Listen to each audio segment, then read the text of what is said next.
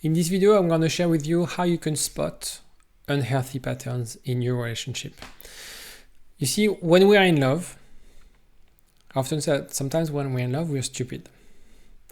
We're stupid in the sense of we actively decide not to look at those signs. Things that people around us might see. Things that you've probably heard about your partner. But for some reason, we decide to focus on certain elements, to amplify those things, to dismiss other things. We create a narrative around this relationship that prevents us from realizing that it's toxic. So in this video, this is what we're going to do. My aim of this video is potentially to be an eye-opener. Because maybe you're trying to get back with your ex. Maybe you're struggling in your current relationship. And what if actually this relationship was toxic? IGetMyExBack.com. Everyone deserves a second chance. So what you have to understand is what we do unconsciously is that we repeat what feels familiar. Even if it's unhealthy. We are always driven by familiarity, because familiarity is something that is linked to how we see the world. Familiarity is how we were brought up, the different belief system around relationship. And so familiar dynamics makes us feel safe. That doesn't mean that we are safe, but it makes us feel safe because it's something we know.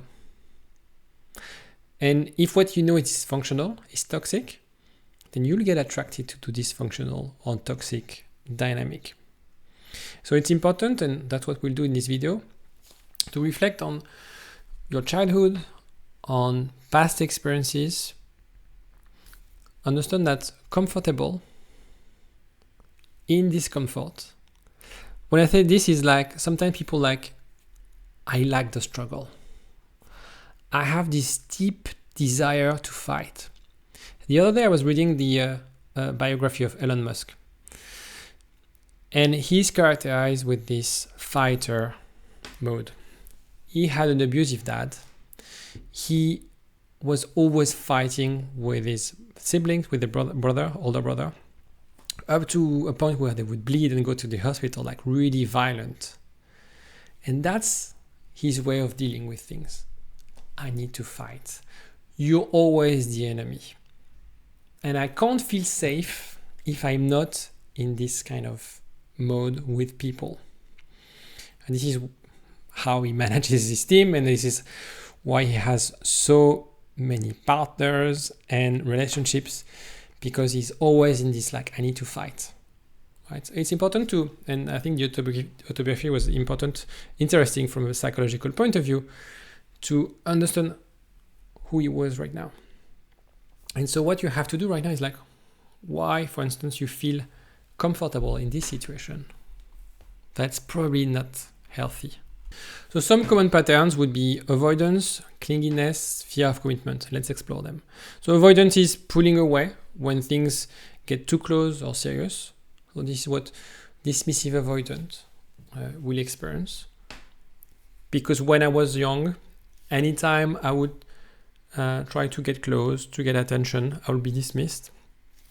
I created the narrative that I have to rely on myself, and therefore now in a relationship, it's very hard for me to reciprocate if you need me. Clinginess would be needing constant reassurance, fearing abandonment. So perhaps events in the past when you were younger, where you felt abandoned, where you felt the need to get close to your parents in order to be soothed, because otherwise that was impossible for you to manage those situations. Fear of commitment, again, usually avoidant people. Difficulty taking the next step, avoiding deeper intimacy. This is more around when you have parents who are not role models in terms of commitment, in terms of keeping their words. So why would I keep my words? Why would I commit to a decision if whenever you say we're going to do this weekend, then we change plan. I can't trust you, and I can't trust anyone, and I will make my own decisions. So these are the things.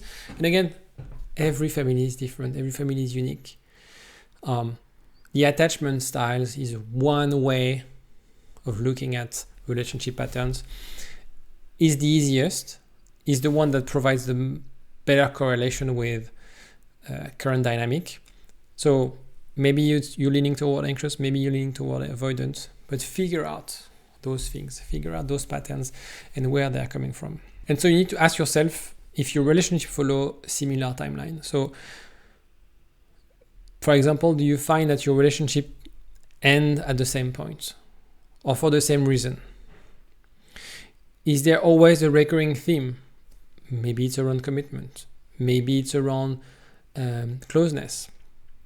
Maybe it's around jealousy, control. Usually, that's what we do with my clients, you do a relationship history and you try to draw a line. And maybe sometimes you can make it something visual with a timeline and figuring out what's the common theme here.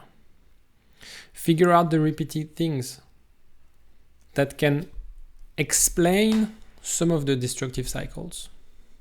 Because right now, maybe you're struggling with this relationship, but there's a high chance that you've experienced somehow similar things in the past. Perhaps this one, the one you're trying to repair or trying to build, is more intense. There's more intensity to that, but potentially you were attracted to the same kind of people. You had the same kind of problem, the same patterns. So the point is like, okay, what are the key 3 things that I could learn from those things? And what you have to do is to recognize what we call emotional cycles. So fight, distancing, reconnection. And figure out whether you find yourself in those push-pull dynamics, whether you're the push, whether you're the pull. For example, fight followed by distance, then intense reconnection. A lot of people, they end up in relationships where their ways of dealing with conflict is to break up. It's a really bad way to deal with things. And so try to assess like, okay, this is how I deal with conflict. I walk away and then I come back.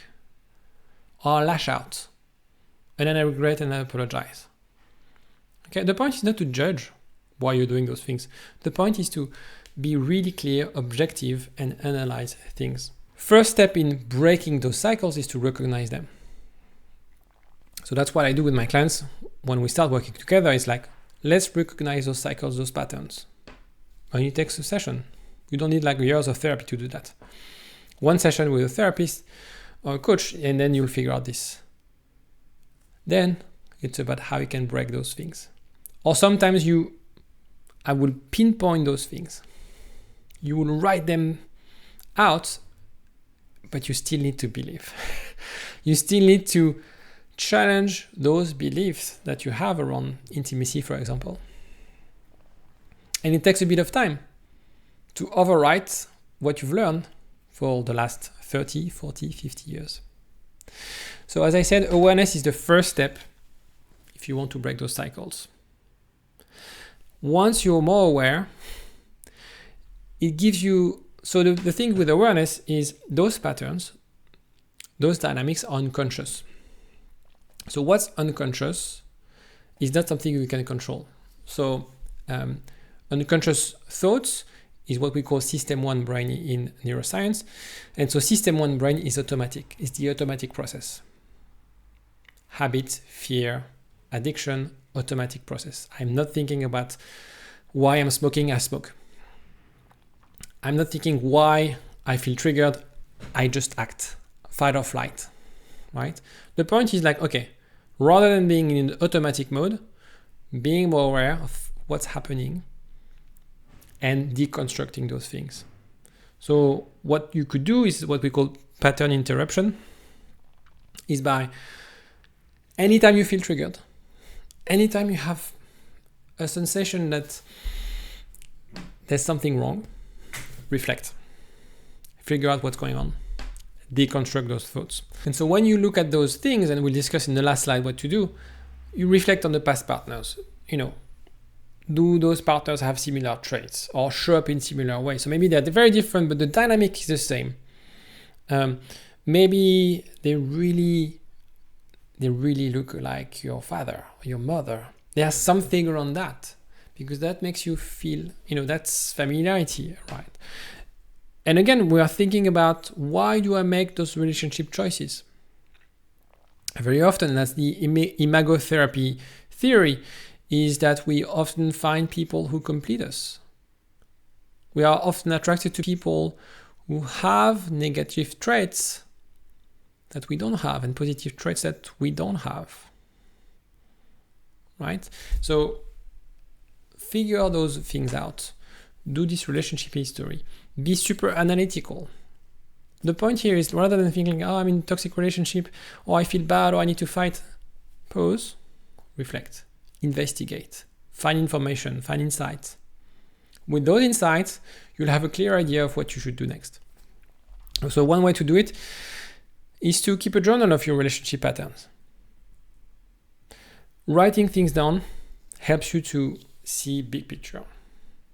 Again, when we are triggered, when we are sad, when we are anxious, there's a range of emotions, range of thoughts in our mind, in our brain, preventing us to sleep, to work, or very sort of making it hard to go through the day. Journaling helps you to list things out, to distance yourself as well. You could also a tool that I use with my clients is to track your emotion. Keep a journal of your emotions, of how you feel, what happened, why this morning you felt bad, what happened. Maybe you saw something on social media. Maybe you've heard something. Maybe you slept late or whatever. Because when you start journaling, it gives you that clarity. Clarity is insight. Insight is the first step in order to change. That's what we discuss in one of the parts of the Reconnect method. If you are interested in learning, the R is about reflect. And it's important to take that time. Because perhaps you're making bad decisions, not because you're stupid, not because you're not worthy of love, just because you don't know about those things. You're simply not aware. Step number 1, being aware. And that will prevent you from being in unhealthy relationship or staying in toxic relationships. Do the work. Let me know in the comment section how you found it. If you have any other questions, let me know as well. If you like this video and want other videos like that, let me know. Click on the like button. That will help me to figure out whether you want more content on toxic relationships. And I will see you next time. Take care.